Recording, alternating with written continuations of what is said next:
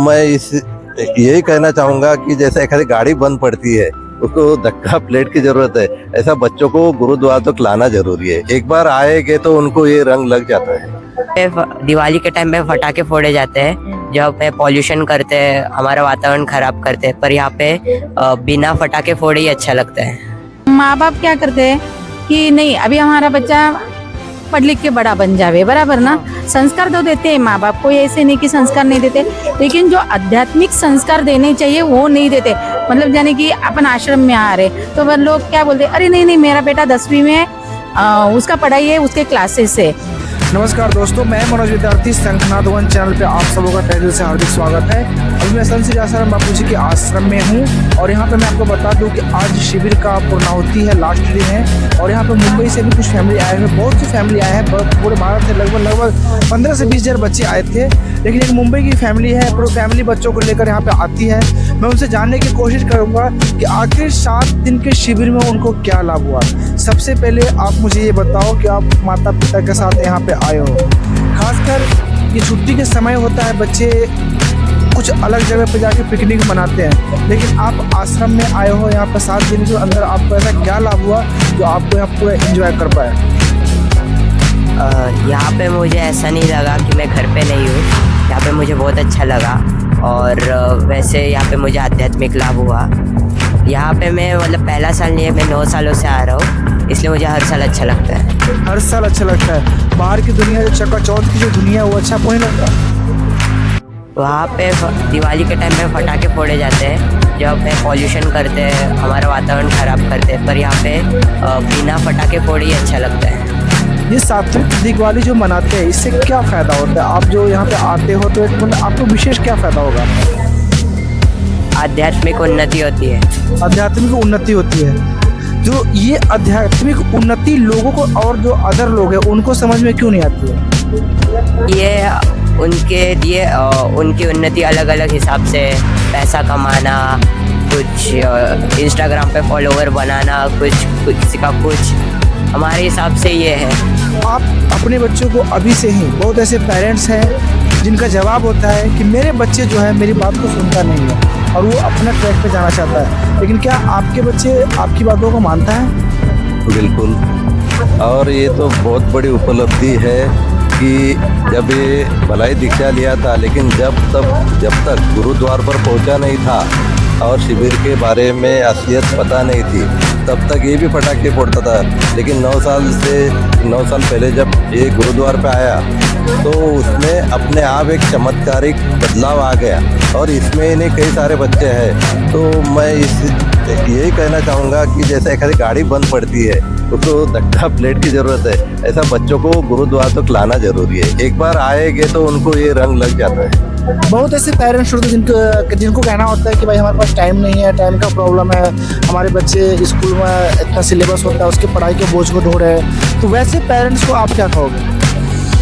देखो, लौकिक जगत में तो बहाना रहता है पढ़ाई का वगैरह, वो तो बच्चे जो उन्नत बच्चे हैं जिसको जहाँ करना है वो तो करेगा ही, पर जो आध्यात्मिकता चाहता है, जो योगा प्राणायाम ये सब करके जो हासिल करना चाहता है, वो बच्चों को ये भूमि की और कई सारे वक्ताओं का जो ज्ञान मिलता है, मतलब पढ़ाई के बारे में भी कहा जाता है, और योगा प्राणायाम और जो नियम यहाँ पे बताए जाते हैं उसको लौकिक जगत में भी बहुत सारा फायदा होता है। अच्छा, एक पेरेंट्स आप हैं जो अपने बच्चों को आध्यात्मिक ज्ञान से जोड़ना चाहते हैं, दूसरी तरफ कुछ पेरेंट्स ऐसे हैं जो अध्यात्म का नाम सुनते ही अपने बच्चों को इस तरह के मूवमेंट से जोड़ना नहीं चाहते। वैसे पेरेंट्स को आप क्या कहेंगे?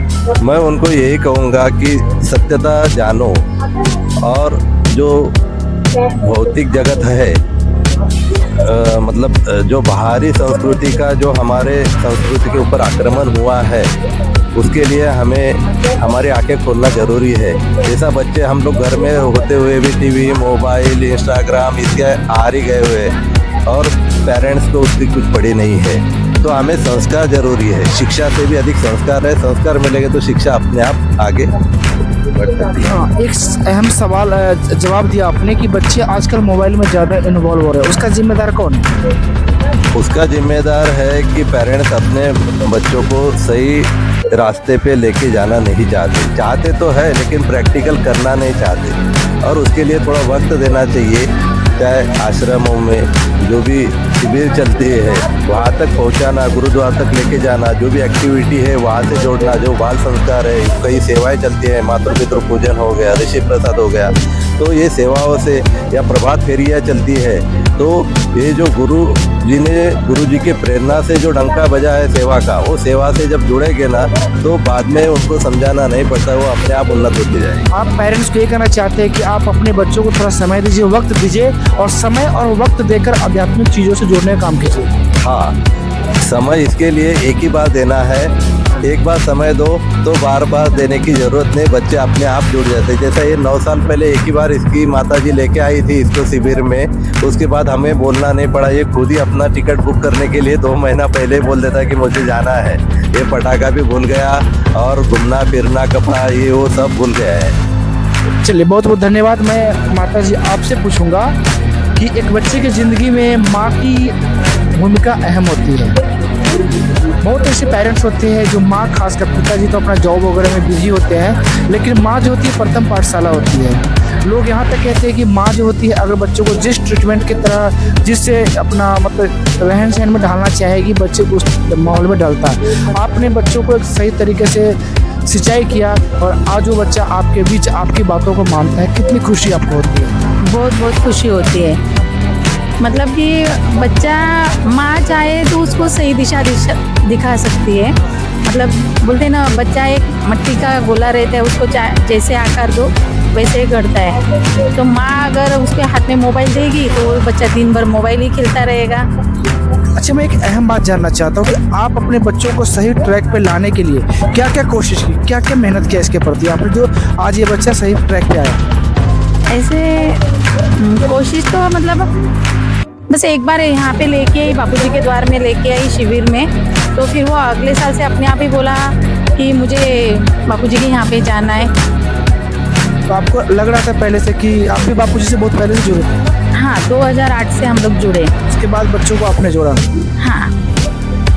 आपको लगता है कि ऐसे बच्चे देश के लिए बहुत ही काबिल है, ऐसे बच्चे देश के लिए एक अच्छे मुकाम तक पहुँचाएगा अपने माता पिता को? बराबर। एक अहम सवाल है, आजकल वृद्धाश्रम में खासकर माता पिता को भेज दिया जाता है, उसके पीछे का जिम्मेदारी कौन ले सकता है, किसका जिम्मेदारी रहते हैं? क्योंकि शायद बचपन में उनको माँ बाप क्या करते हैं कि नहीं अभी हमारा बच्चा पढ़ लिख के बड़ा बन जावे, बराबर ना। संस्कार तो देते हैं माँ बाप, कोई ऐसे नहीं कि संस्कार नहीं देते, लेकिन जो आध्यात्मिक संस्कार देने चाहिए वो नहीं देते। मतलब यानी कि अपन आश्रम में आ रहे तो वह लोग क्या बोलते, अरे नहीं मेरा बेटा 10वीं में है, उसका पढ़ाई है, उसके क्लासेस है, तो वो पढ़ाई ज़िंदगी भर होती ही रहेगी।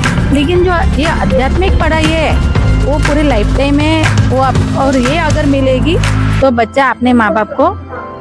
अच्छा, आपको ऐसा लगता है वृद्धाश्रम नहीं भेजेगा? आपको ऐसा लगता है कि जो लौकिक पढ़ाई है, जो पेरेंट्स कहते हैं कि अभी हमारे बच्चों को 10वीं है, बोर्ड का एग्जाम है, हमारे बच्चे कैसे जाएंगे, तो वो शायद पढ़ाई इस जन्म के लिए होता है, लेकिन जो आप अनुष्ठान के माध्यम से बच्चों को जिस लेवल तक लेकर जाना चाहते हो, ये पढ़ाई कई जन्मों का है।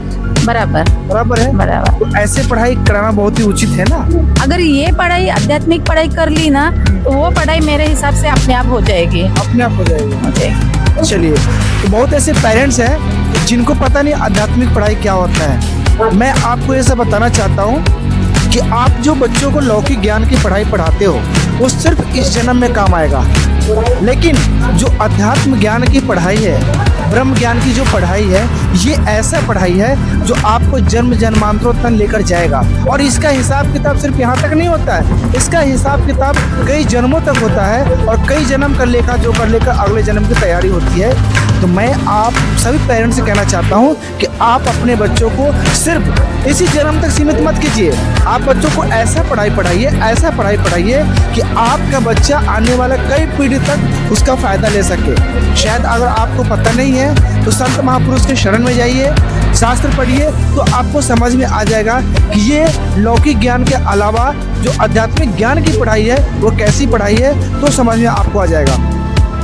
मैं देश के हर एक पेरेंट से कहना चाहता हूँ कि भारत विश्व गुरु ऐसे ही नहीं कहा जाता था, क्योंकि भारत सोने का चिड़िया ऐसे ही नहीं कहा जाता था।